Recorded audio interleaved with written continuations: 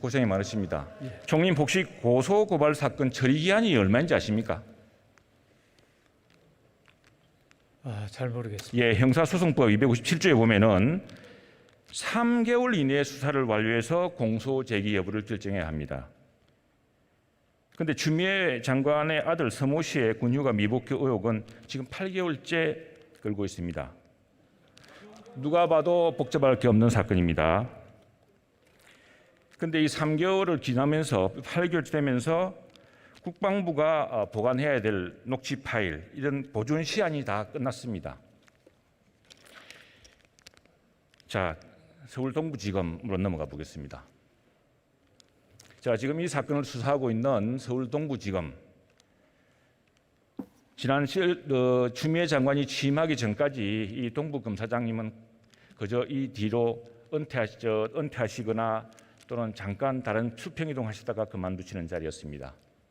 그런데 추미애 장관께서 장관에 취임하신 뒤에 갑자기 핫한 곳으로 되었습니다. 검찰국장 차장검사라고 하고 또 4개월 동안 그 3개월을 도과시켰던 검사장은 법무부 차관으로 승진했습니다. 영전했습니다. 다음에 수사를 지연시켰던 대검 형사부장, 병원에 대한 영장 청구를 저지시켰던 대검 형사부장은 동기들보다 빨리 서울 동부지검장으로 영전했습니다. 자, 반면에 좌천된 검사들도 있습니다. 서울 동부지검에서 이 사건을 수사하던 차장검사는 사표를 냈습니다. 형사 1부장, 직접 담당하던 부장검사는 한직으로 밀려났습니다. 정권에 대한 수사를 막고 이런 사건을 수사하면 좌천, 뭉개면 영전이라는 말이 나오고 있습니다. 추 장관의 보좌관 전화를 받았다는 군 관계자들의 진술에 대해서 입증할 수 있느냐고 물어서 조서에서 누락시킨 곳이 바로 동부지검입니다.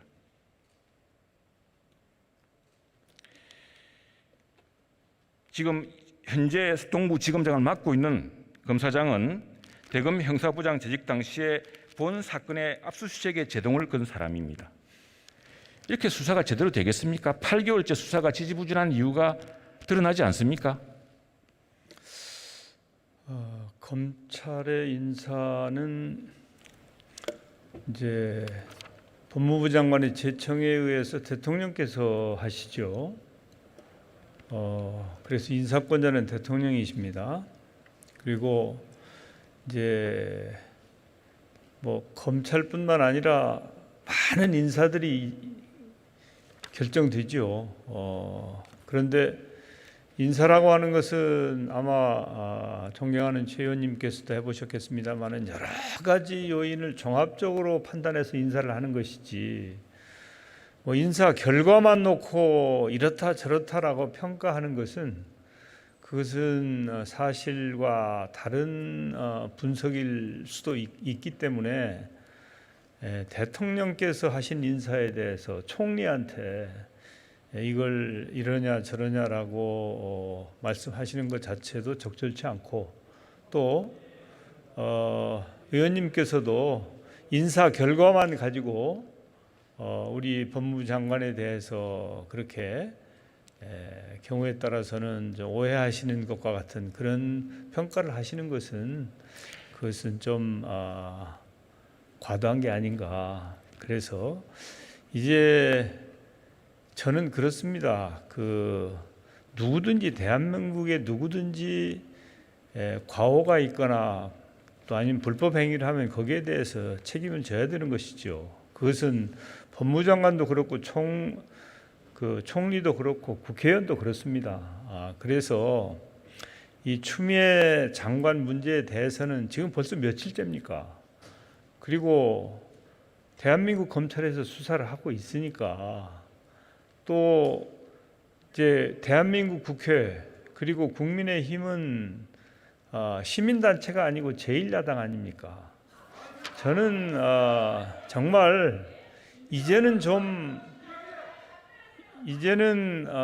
여기서 좀 벗어나서, 오늘이 마지막 날입니다. 저는 국민들께서 절망하실 거라고 생각합니다. 제발 이제는 좀 국정을 논의했으면 좋겠습니다. 진심으로 말씀드립니다. 그렇지 않습니다.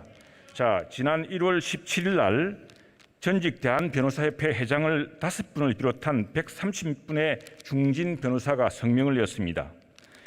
추미애 장관의 검찰 인사를 보면서 참담한 심정을 금할 수 없다. 권력형 비리를 수사하는 검찰 간부들이 대부분 교체된 것은 수사 방해 의도로밖에 볼 수가 없다. 숨겨야 하는 진실이 도대체 무엇이길래 이처럼 강압적인 수사 방해를 시도하는가? 현 정권의 수사 방해 시도가 강압적일수록 국민들은 더욱더 의혹이 중대하고 치명적인 것이 아닌가 의혹할 것이다. 당시 전직 변협회장은 독재 정권에서나 볼 법한 일로 미국 같으면 사법방해죄로 탄핵감이라고 했습니다. 울산시장 선거 개입 사건 등의 수사 대상인 청와대가 수사 검찰을 해체하는 것은 직권남용이자 권력자의 행포라고 했습니다. 그런데 조국 전 법무부 장관 사건은 이번에 보니까 추미애 법무부 장관에 비하면 조족지혈입니다. 인사권 행사를 통하여 현 법무부 장관은 자신의 아들 수사에 영향을 미치고 수사의 파행을 초래했습니다. 옛말에 오얏나무 아래에서는 각근도 고쳐매지 말라는 말이 있습니다. 대한민국의 법치와 국가기관을 흔드는 명백한 수사 개입으로 즉시 직무를 집행정지시키고 해임을 검토해야 합니다.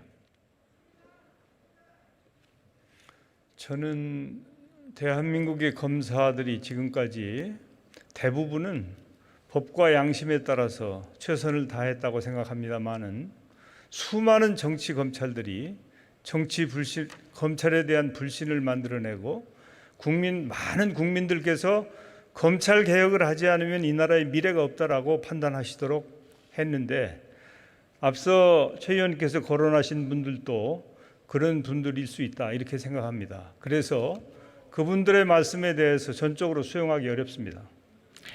자, 갈 길이 급합니다. 지금 국민들이 답답합니다. 서울로부터 멀리 떨어져 있는 남도의 우리 시민들, 국민들은 숨이 넘어갑니다. 자, 여기 보여주시죠.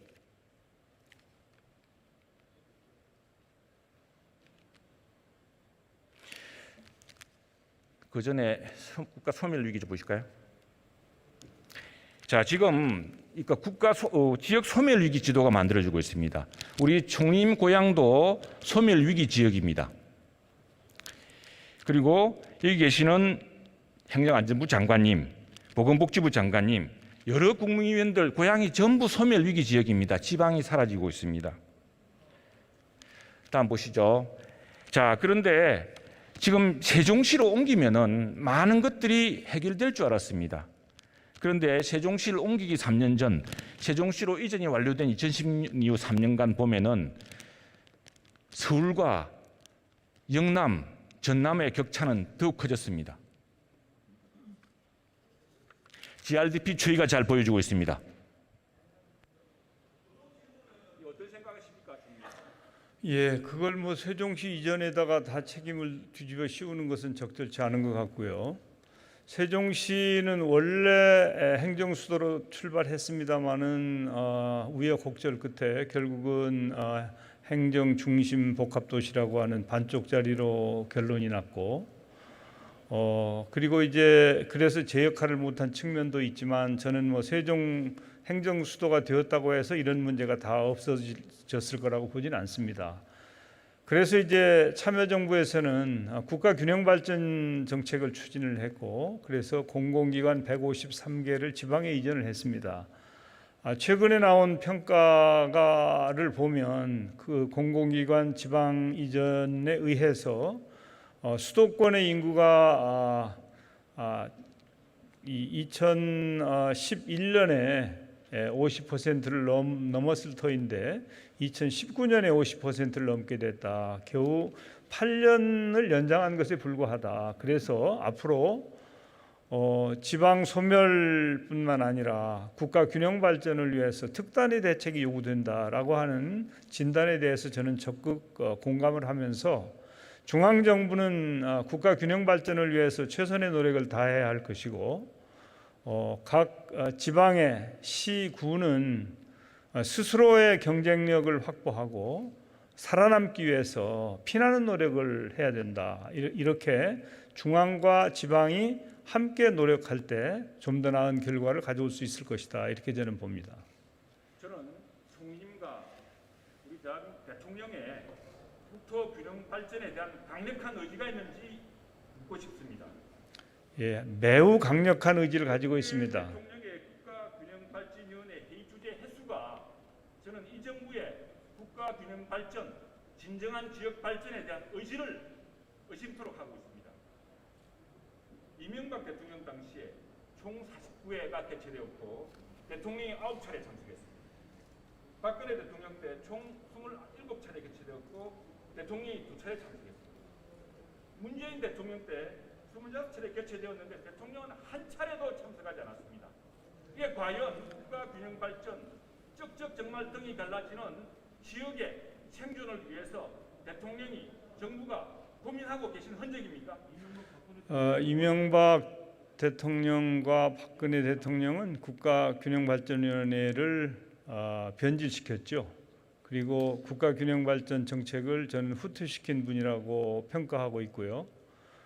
문재인 대통령께서는 국가균형발전에 대한 정책에 대한 확고한 신념을 가지고 있고, 글쎄요, 이제 행사에 몇 번 참석했느냐, 회의에 몇 번 참석했느냐 하는 것도 중요한 이 부분일 수 있겠습니다. 그렇지만은 제가 아는 한 문재인 대통령께서는 국가균형발전 정책에 대한 확고한 신념을 가지고 계십니다. 총리님, 참으로 유감스럽습니다. 지금 대한민국의 수도권에서 멀리 떨어진 이 지방의 눈물을 외면하지 말아 주십시오. 지금 오늘 총리님께서 하신 말씀 속기로 기록되고 역사에 기록되어서 앞으로 총리님의 공가로 남을 겁니다. 총리님께서 더욱 나서셔서 국가 차원의 큰 전략을 세워주십시오. 총리님의 고향도 사라지고 있습니다. 질문을 좀 마무리해 주시기 예, 바랍니다. 국가균형발전을 위해서 혼신의 노력을 다하겠습니다. 감사합니다.